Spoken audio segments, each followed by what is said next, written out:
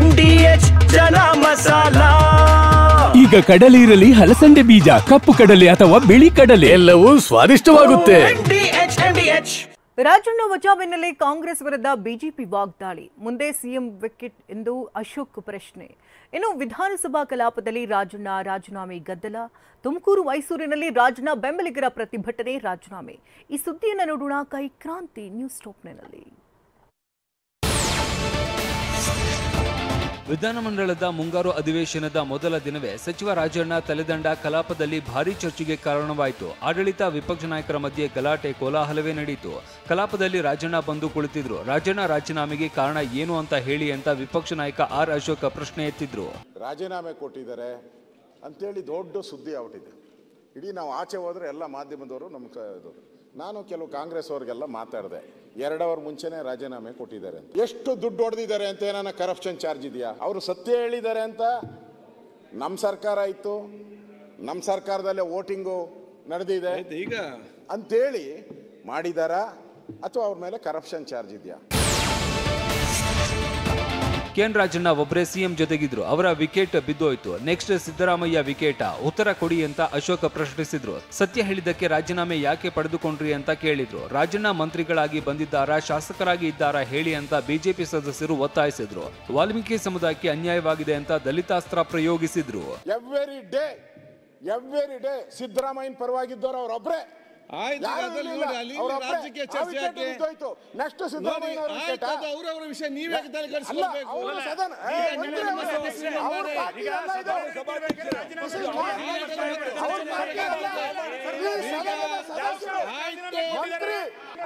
ರಾಜಣ್ಣ ಅವರು ಮಂತ್ರಿಗಳಾಗಿ ಬಂದಿದ್ದಾರೆ, ನಾಗೇಂದ್ರ ರಾಜಣ್ಣ, ನಾಗೇಂದ್ರ ಇಬ್ರು ವಾಲ್ಮೀಕಿ, ಒಂದು ಹೇಳಿಕೆ ಇಬ್ರು ವಾಲ್ಮೀಕಿ. ಬಿಜೆಪಿ ಪ್ರಶ್ನೆಗಳಿಗೆ ಉತ್ತರಿಸಿದ ಸಚಿವ ಎಚ್.ಕೆ. ಪಾಟೀಲ್, ಚರ್ಚೆ ಅಗತ್ಯ ಇಲ್ಲ, ಸಿಎಂ ಉತ್ತರ ಕೊಡ್ತಾರೆ ಅಂದ್ರು. ಈ ಉತ್ತರಕ್ಕೆ ತೃಪ್ತರಾಗದ ಬಿಜೆಪಿ ಸದಸ್ಯರು ರಾಜಣ್ಣ ಉತ್ತರ ಕೊಡಬೇಕು ಅಂತ ಪಟ್ಟು ಹಿಡಿದ್ರು. ಮುಖ್ಯಮಂತ್ರಿಗಳನ್ನ ಕರೆಸಿ ಹೇಳಿಕೆ ಕೊಡಿಸಿ ಅಂತ ಸುನಿಲ್ ಕುಮಾರ್ ಹೇಳಿದ್ರು. ಗದ್ದಲ ಕೋಲಾಹಲದ ಬಳಿಕ ಸಂಸದೀಯ ಸಚಿವರು ಹೇಳಿದ್ದಕ್ಕೆ ಬದ್ಧನಾಗಿದ್ದೇನೆ, ನಾನು ರಾಜೀನಾಮೆ ಕೊಟ್ಟಿದ್ದೇನೋ ಇಲ್ವೋ, ಸಿಎಂ ಬಂದು ಉತ್ತರ ಕೊಡ್ತಾರೆ ಅಂದ್ರು. ಏಕಾಏಕಿ ಇಲ್ಲಿ ಚರ್ಚೆ ತಗೊಳ್ಳೋದು, ಸರ್ಕಾರ ಹೇಳ್ರಿ ಅನ್ನೋದು ಇದು ಸರಿಯಾದದ್ದಲ್ಲ. ಇದು ನಮ್ಮ ಪದ್ಧತಿಗೂ ಸರಿಯಲ್ಲ. ಹಾಗೇನಾದರೂ ಬೆಳವಣಿಗೆಗಳಿದ್ರೆ ಮಾನ್ಯ ಮುಖ್ಯಮಂತ್ರಿಗಳು ನಿಮಗೆ ತಿಳಿಸ್ತಾರೆ. ಅವ್ರು ಬರ್ತಾರೆ ಅಂದಾಗಲ್ಲ ಅಂತ ಹೇಳಿದ್ರೆ ಬಂದಾಗ ಹೇಳ್ತಾರೆ.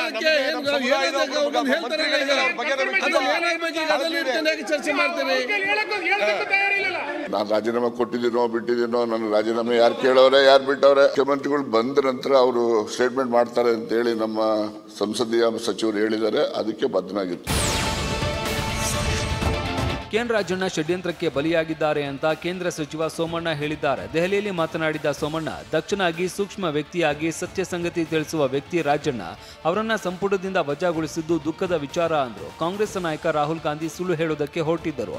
ರಾಹುಲ್ ಹೇಳಿಕೆ ಸುಳ್ಳು, ಸರಿಯಲ್ಲ ಅಂತ ರಾಜಣ್ಣಗೆ ಈ ಸ್ಥಿತಿ ಬಂದಿದೆ ಅಂತ ಹೇಳಿದ್ದಾರೆ. ರಾಹುಲ್ ಗಾಂಧಿ ಅವರು ಸುಳ್ಳನ್ನ ನಿಜ ಮಾಡಿಕೊಟ್ಟು ಹತಾಶ ಮನೋಭಾವನೆಯಿಂದ ಎಲ್ಲ ರಾಜ್ಯಗಳಲ್ಲೂ ಕೂಡ ಸೋಲನ್ನು ಅನುಭವಿಸಿದ ಮೇಲೆ ಏನಾದರೂ ಮಾಡಬೇಕು ಅಂತ ಹೇಳಿ ಒಂದು ಪಿತೂರಿಯನ್ನು ಮಾಡಿ ವ್ಯವಸ್ಥಿತವಾದ ಷಡ್ಯಂತ್ರ ಮಾಡಿದ್ರು.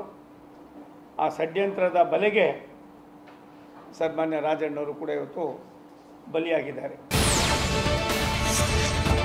ಕೆಎನ್ ರಾಜಣ್ಣ ಅವರು ತಮ್ಮ ಅಭಿಪ್ರಾಯವನ್ನು ಹೇಳಿದ್ದರು. ಅದನ್ನ ಪ್ರತಿಷ್ಠೆಯಾಗಿ ತೆಗೆದುಕೊಂಡು ಅವರ ಮೇಲೆ ಗದಪ್ರಹಾರ ಮಾಡಲಾಗಿದೆ ಅಂತ ಮಾಜಿ ಶಾಸಕ ಕುಮಾರ್ ಬಂಗಾರಪ್ಪ ಹೇಳಿದ್ದಾರೆ.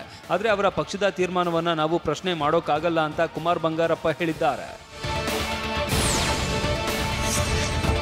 ಸಚಿವ ಸಂಪುಟದಿಂದ ಕೆಎನ್ ರಾಜಣ್ಣ ವಜಾಗೊಳಿಸಿರುವುದಕ್ಕೆ ಸಿಎಂ ಸಿದ್ದರಾಮಯ್ಯ ದುರಾಡಳಿತ ಕಾರಣ ಅಂತ ಎಂಎಲ್ಸಿ ಎಚ್ ವಿಶ್ವನಾಥ್ ಹೇಳಿದ್ದಾರೆ. ಬೆಂಗಳೂರಲ್ಲಿ ಮಾತನಾಡಿದ ವಿಶ್ವನಾಥ್, ಶಾಸಕರು ಸಚಿವರನ್ನ ಸಿದ್ದರಾಮಯ್ಯ ಸರಿಯಾಗಿ ನಡೆಸಿಕೊಂಡಿಲ್ಲ. ಸೆಪ್ಟೆಂಬರ್ ಕ್ರಾಂತಿ ಆಗಸ್ಟ್ನಿಂದಲೇ ಶುರುವಾಗಿದೆ, ಕ್ರಾಂತಿ ಅಂತೂ ಆಗೇ ಆಗುತ್ತೆ ಅಂತ ಹೇಳಿದ್ದಾರೆ. ರಾಜಣ್ಣ ಸತ್ಯ ಹೇಳಿದ್ದಕ್ಕೆ ಉರಿ ಶುರುವಾಗಿದೆ ಅಂತ ಬಿಜೆಪಿ ನಾಯಕರು ಕಾಂಗ್ರೆಸ್ ವಿರುದ್ಧ ಮುಗಿಬಿದ್ದಿದ್ದಾರೆ. ಕಾಂಗ್ರೆಸ್ ಮನೆಯ ಕ್ರಾಂತಿ ಬಗ್ಗೆ ಮಾತನಾಡಿರುವ ಬಿಜೆಪಿ ಟೀಮ್ ಮತಗಳ್ಳತನದ ಬಗ್ಗೆ ರಾಜಣ್ಣ ಸತ್ಯ ಹೇಳಿದ್ದಕ್ಕೆ ರಾಜೀನಾಮೆ ಪಡೆದಿದ್ದಾರೆ ಅಂತ ಹೇಳಿದ್ದಾರೆ. ಸತ್ಯ ಹೇಳೋದಕ್ಕೆ ಕಾಂಗ್ರೆಸ್ಗೆ ಧೈರ್ಯವಿಲ್ಲ ಅಂತ ವಿಜಯೇಂದ್ರ ಹೇಳಿದ್ರೆ ಕಾಂಗ್ರೆಸ್ಗೆ ಉರಿ ಶುರುವಾಯಿತು ಅಂತ ಅಶೋಕ್ ಟೀಕೆ ಮಾಡಿದ್ದಾರೆ. ಬಹುಶಃ ಕಾಂಗ್ರೆಸ್ ಪಕ್ಷದವರಿಗೆ, ರಾಹುಲ್ ಗಾಂಧಿ ಅವರಿಗೆ ಸತ್ಯವನ್ನ ಅರಗಿಸ್ಕೊಳ್ಳೋದಕ್ಕೆ ಕಷ್ಟ ಆಗ್ತದೆ.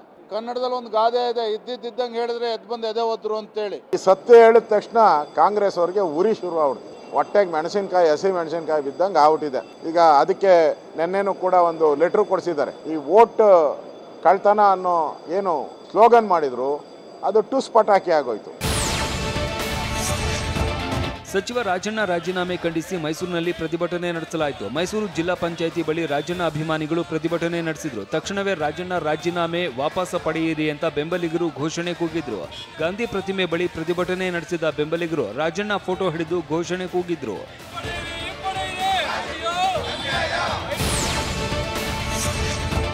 ಸಚಿವ ಸ್ಥಾನಕ್ಕೆ ರಾಜಣ್ಣ ರಾಜೀನಾಮೆ ಸುದ್ದಿ ಸಿಗ್ತಾ ಇದ್ದಂತೆ ಬೆಂಬಲಿಗರು ಕಣ್ಣೀರು ಹಾಕಿದ್ದಾರೆ. ತುಮಕೂರಿನಲ್ಲಿ ಟಿವಿ9 ಜೊತೆ ಮಾತನಾಡಿದ ರಾಜಣ್ಣ ಬೆಂಬಲಿಗರು, ಸಚಿವ ಸ್ಥಾನಕ್ಕೆ ರಾಜಣ್ಣ ರಾಜೀನಾಮೆ ಕೊಡಬಾರ್ದಾಗಿತ್ತು. ಅವರಿಗೆ ಮತ್ತದೇ ಸ್ಥಾನ ಸಿಗಬೇಕು ಅಥವಾ ಅದಕ್ಕಿಂತ ಉನ್ನತವಾದ ಸ್ಥಾನ ಸಿಗಬೇಕು. ರಾಜಣ್ಣ ಅವರು ನೇರ ನುಡಿ ಬಿಟ್ಟು ಇರೋದಿಲ್ಲ ಅಂತ ದುಃಖಿತರಾದ್ರು. ನಾಳೆ ಸಭೆ ಮಾಡಿ ನಾವು ನಮ್ಮ ಮುಂದಿನ ನಿರ್ಧಾರ ತಿಳಿಸಲಿದ್ದೇವೆ ಅಂತ ಹೇಳಿದ್ರು.